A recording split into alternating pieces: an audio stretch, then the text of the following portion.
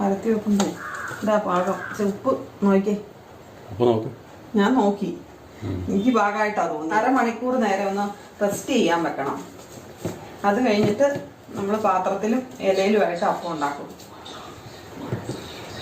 പുളിക്കുമല്ല, പുളിക്കാത്ത അപ്പമാണ് നമ്മളിതിന് പെസകാപ്പമായിട്ട് ഉപയോഗിക്കുന്നത്.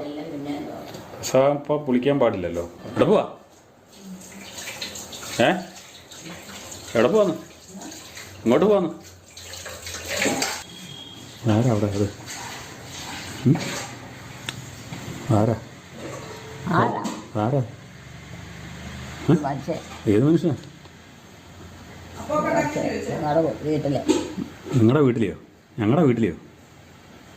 ഞങ്ങളുടെ ഏത് വീട്ടിലെ?